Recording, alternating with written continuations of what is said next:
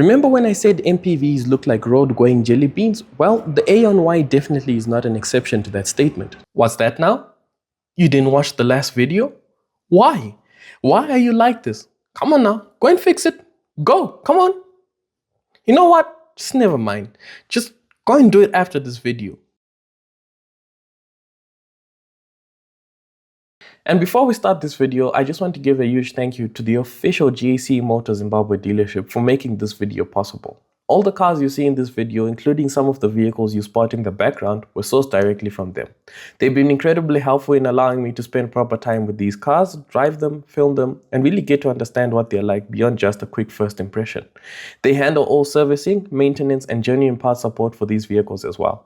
And if GAC isn't the only thing you're interested in, they also have select BYD models available too, so come and check them out.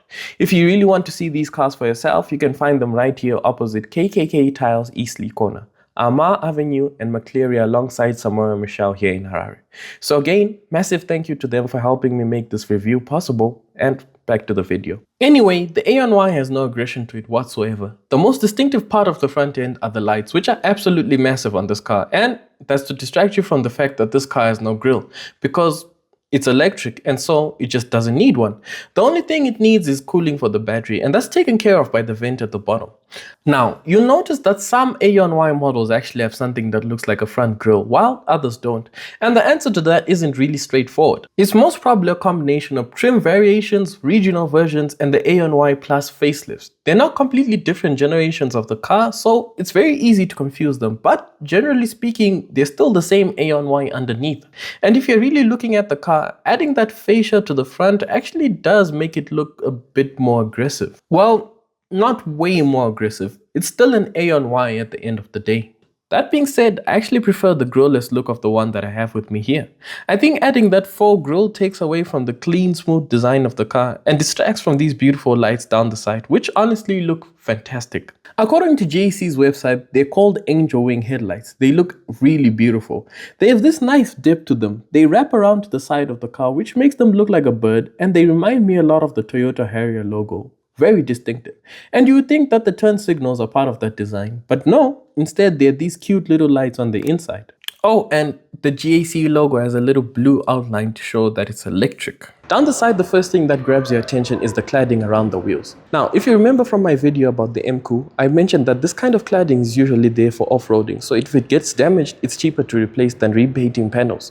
But here on an MPV, what exactly are they doing? Well, it all comes down to the design. They're trying to add some visual interest, because with the soft, friendly look up front, they couldn't really go sharp with the lines or aggressive with the creases to catch your eye. So instead you get this contrast. Smooth surfaces, rounded edges, but the car itself is still quite boxy in its overall shape.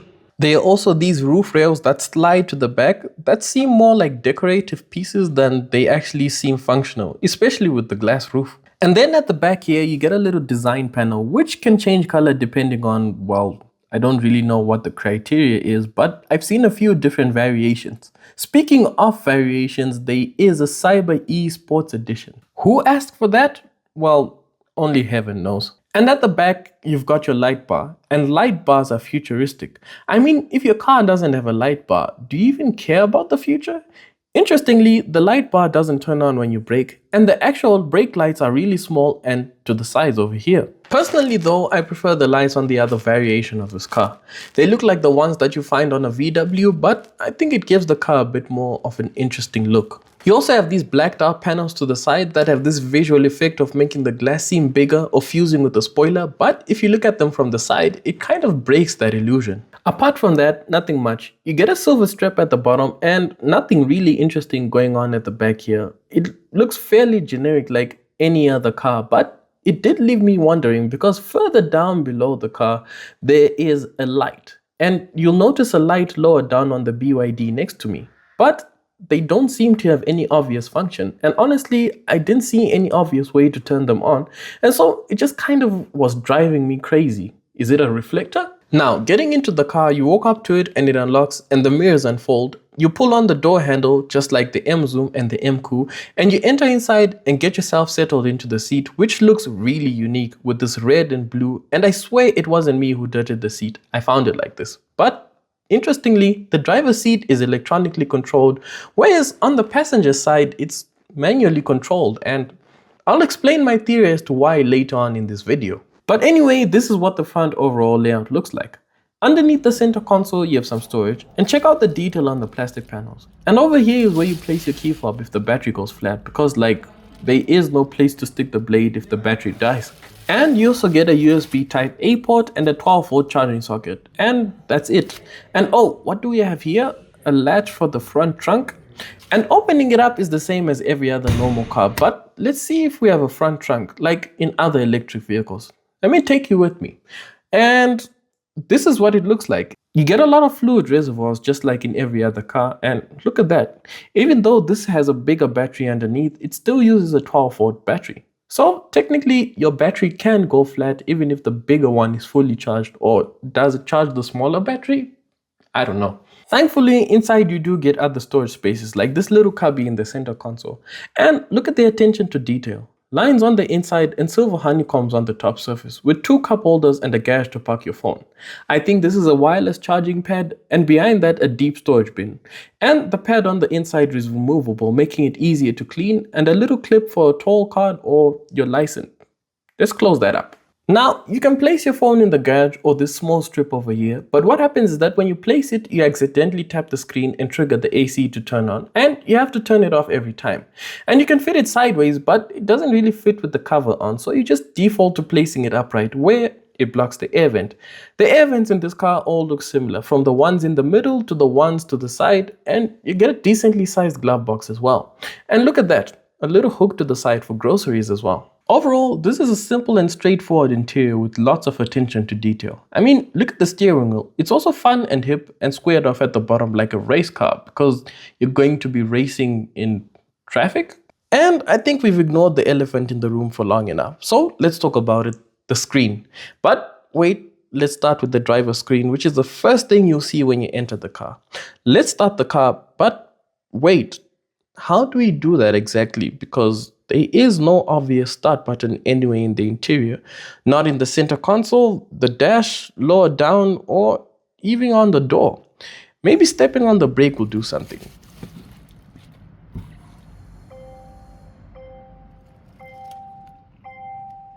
And now the screen says key not detected. I think I left them out here on the windscreen. And the key itself isn't all that fancy, especially in comparison to the one from the Emkoo and the Emzoom. The only buttons you might not recognize are the ones that start the car and to unlock the charging port. And check out this little graphic, a nice Easter egg, but I'm not exactly sure what city this is. Anyway, we're getting sidetracked. Let's get the keys, and now we step on the brake and it turns on like a normal car would. And check out these stalks on the left. They look nice and they feel nice to touch too. And to your right, that's where you find your gear selector, which I'm pretty sure is self-explanatory. Back to the screen. Once you have the car on, it looks like this. You can change the view and it's responsive to the drive mode you're in, but apart from that, that's it. Now, the screen is massive and this is its default view. You can change between drive modes with small animations appearing on the wheels. You can double press the car and it gives you options to control the windows or the sunroof. Press cab and it takes you to the mirror controls, which ironically aren't in the cabin, they're outside. And view out the mirrors is great, they're all nice and big. Check out this honeycomb pattern that frames the center mirror, and to your left you have your charging port for your dash cam. You can also control the ambient lights in the car, adjusting the brightness and changing the colors. If we press the apps, this is what we get. Interestingly, no Android Auto. You can look at the car surroundings through the 360 camera and it's responsive to the open door. And there are all kinds of settings that you can play around with. Press the car and you get settings to play around with the lights and the drive mode selectors, and your emergency brake is in there as well. Imagine an emergency happens and you first have to fiddle around the screen to turn it on. Swipe to the right and you have settings for the steering, feedback and energy recycling or regen braking. But what caught my attention is this rear fog light. What exactly does it do? Then I remembered, but as soon as I step out the car turns off and no light. So went back in and voila, mystery solved.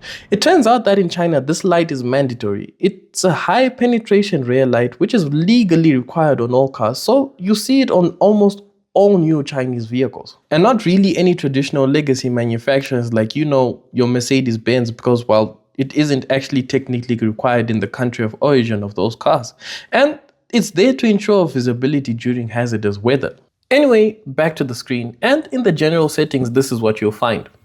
A safe speed reminder. Let's leave that at 120, the national speed limit. Because if we catch you...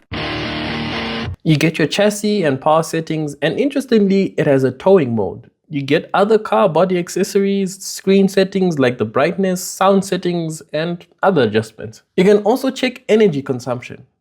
And driving modes again? Oh my goodness. How many screens can you change drive modes in this car? Okay. Are you kidding?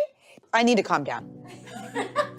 Everything's fine. Amanda. I'm an adult. The actual consumption settings are over here to the side, where you can stop thieves from stealing your charging gun. What is a charging gun, you ask? This is a charging gun, otherwise known as a charger. And charging this car is as easy as, well, charging your phone. Just look for a normal wall outlet, take out your charging cable, and alright, I'm going to speed things up along here a bit. Plug it in. You open up the port by just pushing the door, remove the covers, then remove the cap and plug it into the car, and then turn on the plug. This is what it looks like when it's charging. And there's a bunch of print at the back, and I'm going to let the smart people interpret that. And usually it doesn't hang like this, it mounts the wall using this bracket over here. So yeah, this is what it looks like on the charging screen. From 41%, it's going to take about 15 hours and 37 minutes, and at 41%, it estimates a range of 202 kilometers. But we'll talk more about charging later on in the video. And then we have Bluetooth connectivity. And I do have to say the software skin is very nice and clean. I mean, just take a look at the radio app.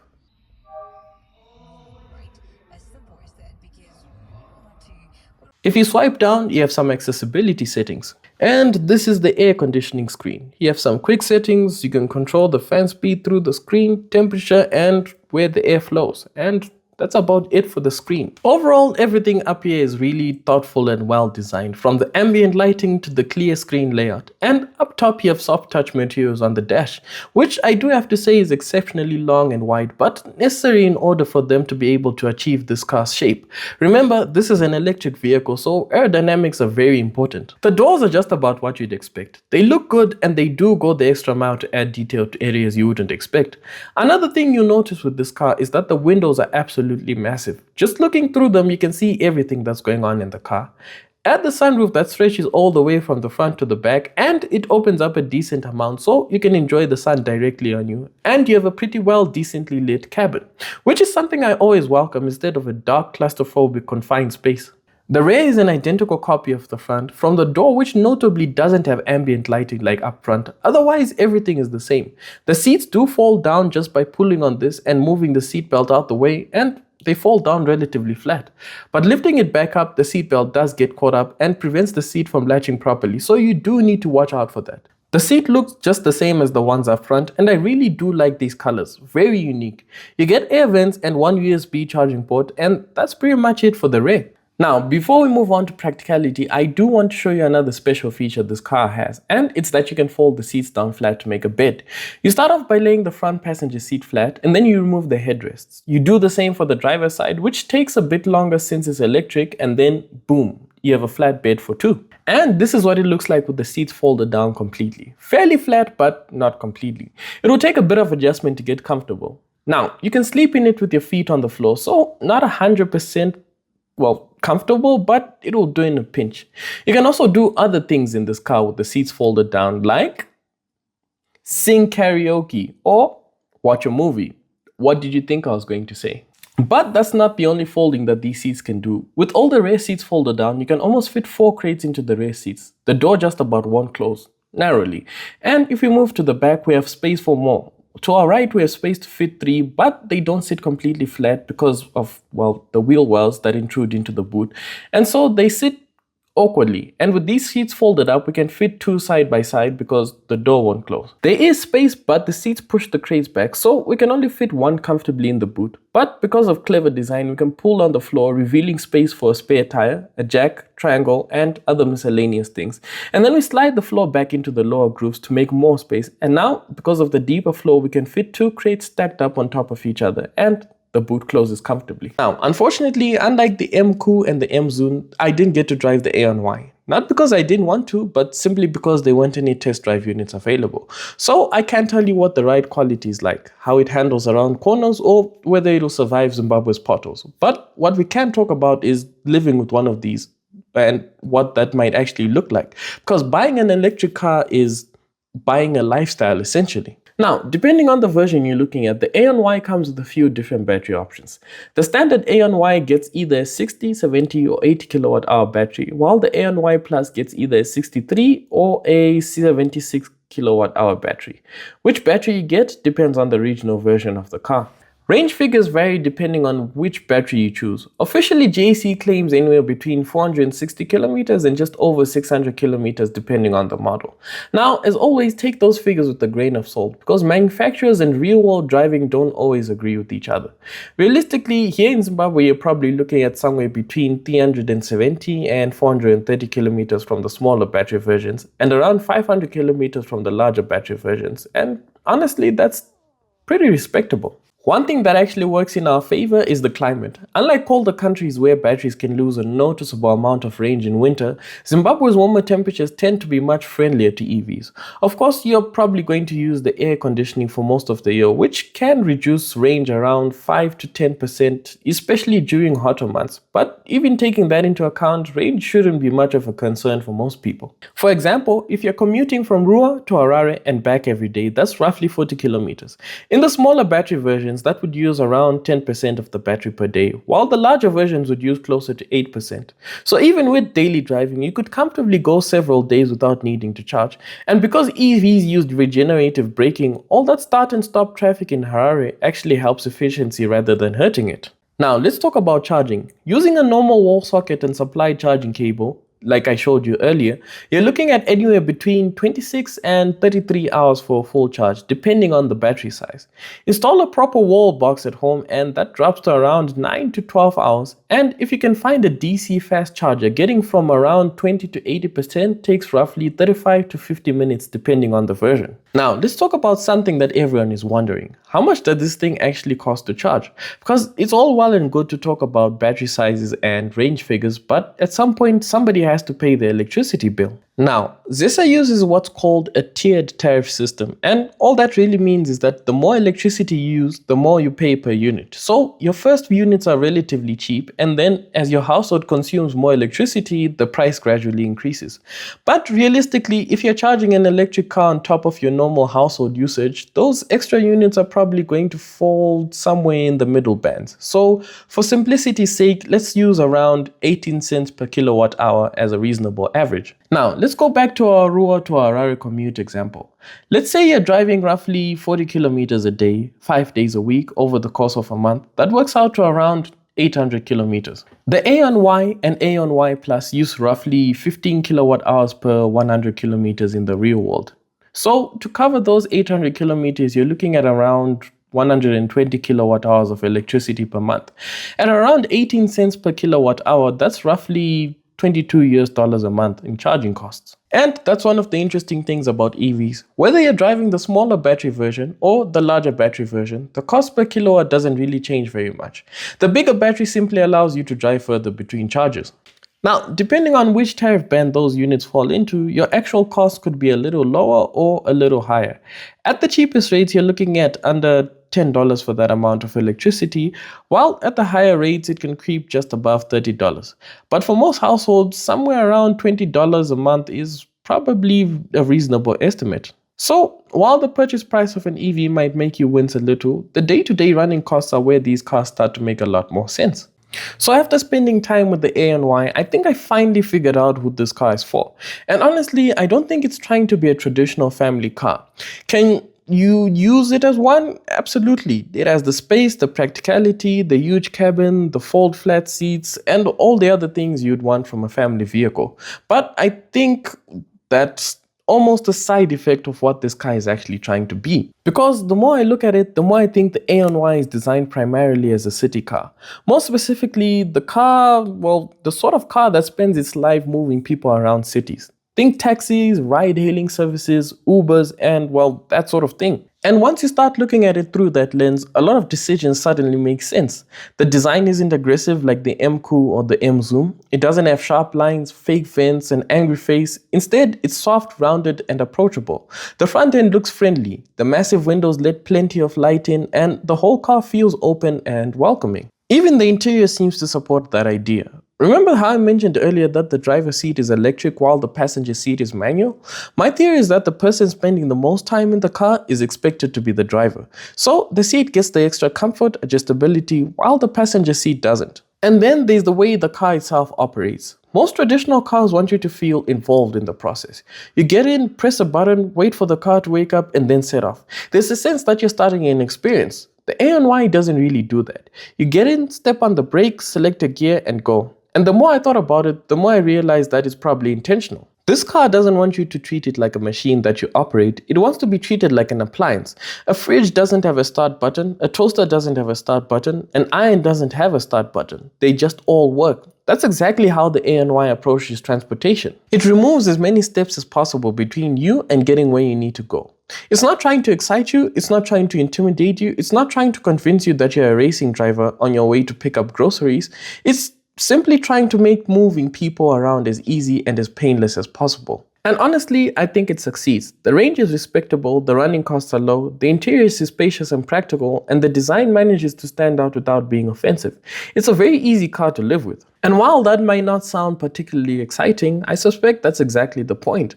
The Aion Y isn't trying to be the car of your dreams, it's trying to be the car you use. And for a lot of people, that might actually be the smarter approach.